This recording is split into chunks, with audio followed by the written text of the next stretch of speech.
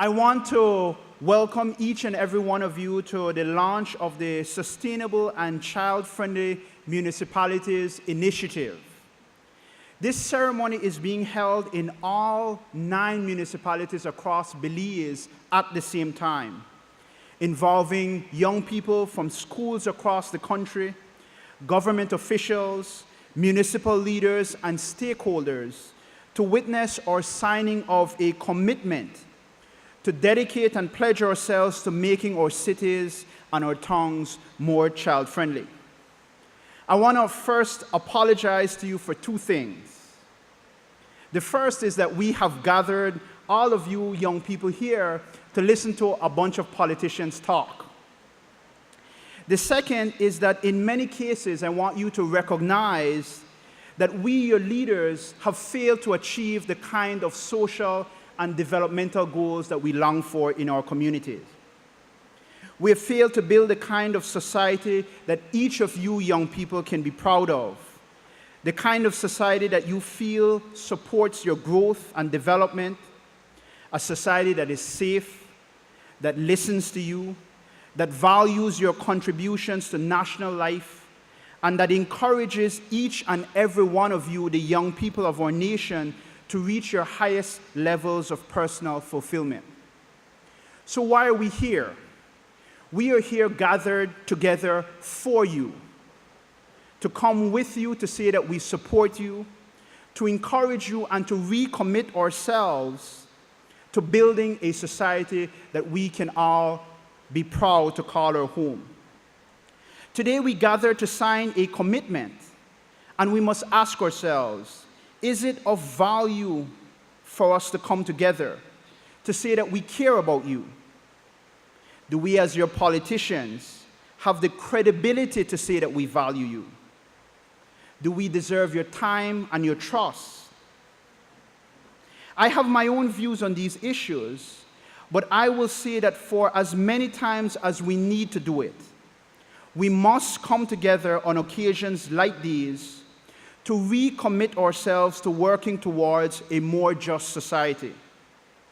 Not for you, our young people, but for us, so that we, the leaders in our society, we get it, so that we understand that our main role is to facilitate your advancement, that we listen to you, that we work hand in hand with you to put in place structures and systems that help you to blossom into all that you could be. There is a reason that oaths and declarations are made in public. It is not only for the public. It is so that people in the community hold the ones making the oaths and declarations accountable. So whether today is of any great significance is not for today. You, the young people of our society, you must hold us accountable. You must hold us to the task at hand so that posterity will remember that what we do today is of meaning in each and every one of your lives. That we tried our best to make our city and our town a better place to live in for everyone, including and especially our young people. So I want to thank each and every one of you for attending this morning. I welcome you to this morning's ceremony. I hope that you enjoy, that you learn, that you share, that you contribute, and you continue to give all your efforts to the growing of our society and to the achieving of the goals set out by this initiative, which helps all of us, and most especially our young people. Ladies and gentlemen, thank you. I'm happy to be among you today to launch 2 of very important initiatives, or interlink initiatives. The first one is the Child-Friendly Municipality, and we have the launch of what's named the Rapid Assessment of the Local Government Capacities in Belize. What happened is that in 2014, in June 2014, the government of Belize and the United Nations systems had a commitment to support strengthening the local government capacities in Belize. And the first step to be able to do that was to establish the current status of the institutional capacities within the local government institutions. And this will help as a baseline to know that if our local governments will be able to do the final push towards the Millennium Development Goal, which we will see what will happen in 2015, but this will also be the first step towards helping our communities attain the Sustainable Development Goals too, which will be launched in 2015. And the report that there is a copy of here, the Rapid Assessment Report. This report will inform capacity building needs required to develop and implement a decentralized public policies, which are critical to the success of the Municipal Seal Initiative. This assessment was implemented in all 9 municipalities. It collected information in a pre-selected number of dimensions. One is on the legal framework, the second one on the local policies, the third on the services, the fourth on the transparency and accountability, and the fifth on the citizen participation. After assessing the institutional capacities of the local governments, the report had provided inputs and recommendations to support integrated institutional capacity strengthening strategies and initiatives. And there was a report that's named the Human Development Report. This report has been always published every year from UNDP since 1990. And this report measures what's named Human Development Index. And the report in 2014, the theme was sustaining progress, reducing vulnerabilities, and building resilience. Yeah, if we want a world that addresses vulnerabilities and build resilience to future shocks, this requires universal access to social services, especially health and education. This requires a stronger social protection, including commitment to full employment and unemployment funds and pensions.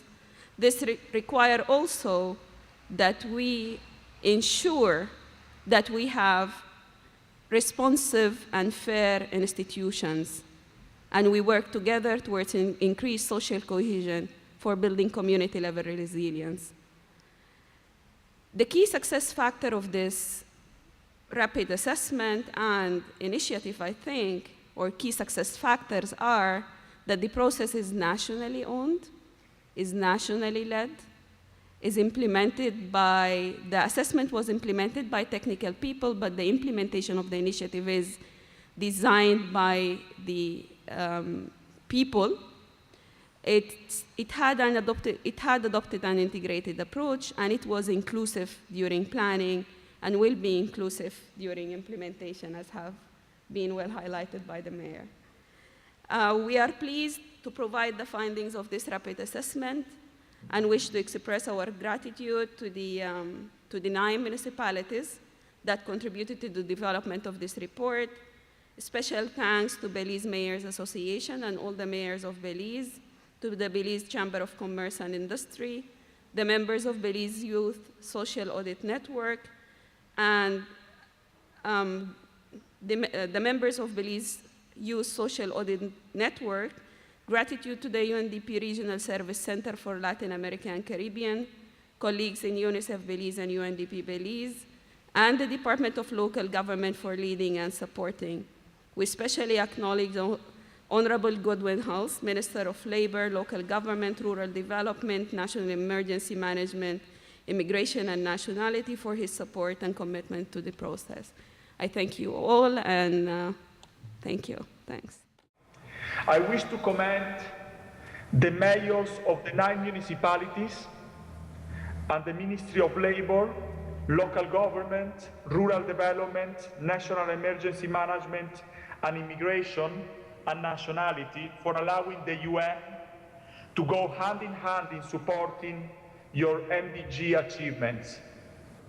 So in April 2012, the government of Belize and the United Nations system in Belize signed the second UN Development Assistance Framework for the period 2013-2016. The priority areas for UN assistance and development cooperation include advancing human rights with equity, equality, and non-discrimination, promoting economic and social well-being, citizen security and justice, environmental and natural resource management, disaster risk reduction and climate change mainstreaming, as well as democratic governance. This initiative is a critical component towards creating an enabling environment for young Belizeans to realize their human rights and empowering them as citizens of Belize. While we celebrate our gains, we strive to ensure that those gains are not reversed in the areas of education, halting the spread of HIV/AIDS, TB and malaria, accessing clean drinking water, and proper sanitation and ensuring environmental sustainability. There is a clear recognition of the catalytic role of local governments in advancing human development needs of residents in urban centers as the key to MDG achievements and also beyond 2050. The commitment made today by the mayors is a step towards supporting and engaging in national policy dialogue. UNDP has the main responsibility on behalf of the UN system to promote the MDGs in terms of the tracking of the MDGs, and UNICEF supports the improvement of the lives of children by recognizing and realizing their rights. It is my great pleasure to be present here today for this very important event, a point where the mayors of all 9 municipalities unanimously and resolutely expressed their commitment to ensure that their municipalities will work diligently towards the ultimate goal of becoming certified child-friendly municipalities. The Sustainable Child-Friendly Municipalities is an initiative that is being implemented in several dozen countries and thousands of municipalities globally. This worldwide initiative has transformed into a movement and each year is gathering ever wider support from political leaders, civil society, organizations, and many other entities who are concerned with the well-being and rights of children. We are always asked what a child-friendly municipality is. Let me try to explain very briefly, I promise, what we mean with this term. A child-friendly municipality is one where children are free and able to express their opinion on the type of city they want to live in. It is a city that ensures that all children, irrespective of their social, economic, or ethnic background, have equal rights and access to health, education, shelter, social protection, and social care. A child-friendly municipality is one where all children, boys and girls, have access to clean water and sanitation. They have access to green spaces to play and interact, live in a clean and unpolluted environment, and enjoy while participating in social and cultural events. Last but not least, a child-friendly municipality is a place where all children are free from violence, abuse, and exploitation. I'm saying this because it is important that we acknowledge that children-friendly municipalities are not only about infrastructure and parks, but it's also about attitudes, it is about social practices and social norms, and sometimes also need to be changed to ensure children grow up in a healthy and positive environment. You might also ask, how does one become a child-friendly municipality? Who bears the responsibility for making sure that municipalities are child-friendly? The answer to that question is rather simple. We all do. It's not a matter of authorities. It's a matter of all of us. Of course, it is important, in fact paramount, that local government facilitate this process by committing human and financial resources to the realization of this idea. But it is equally important for community leaders, civil society organizations, non-government organizations, schools, teachers, parents, and all of us together to support this process and do our part in promoting, protecting, and fulfilling the rights of children in Belize. On behalf of UNICEF Belize, I would like to thank national authorities, local authorities, for giving us the international cooperation, the opportunity to be part of these wonderful initiatives. Thank you so much. This child-friendly city thing is supposed to make you prepared to take up our roles. You are the future. The children of the world will run the world one of these days. The same way when we were children, now we are running the world in our own little sphere. The mayor in the city, I in one of the ministries, and other people in their respective capacities. But somebody has to help us to grow up. I had to be helped to grow up. I couldn't do it on my own. I couldn't feed myself. I couldn't find my own food. Can I just tell you about the poor little girl who was trying to find something to eat and he wound up dead? You can't find your own food. You have to be safe as you're going down the street. Predators are everywhere. I think it must be now many, many years since 5 little girls went missing. At 5, I think it was, or 6. Sad, we never found the predator.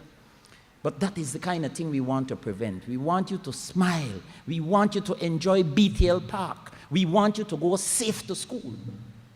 Prime Minister mentioned a couple of days ago in a press conference that they will have safe zone in this area, which means that whatever resource your government has to put out, it will put out so that you can be a child and enjoy going to school and laugh and play and don't have to be looking over your shoulder and dodging and hiding. That's not what children should do. That's not what young people should do. You should be able to dance to your favorite tune and dress up, and you girls look in the mirror and put on all your makeup, and the men should be able to strut around and pretend they are men while they are still boys, and that's what young people do. And you have to do that in an environment that is safe. You have to do that in a place where you're comfortable. That's basically what the child-friendly municipalities aim to do. At the local level, the town councils and city councils will help central government to achieve this. But it goes beyond that.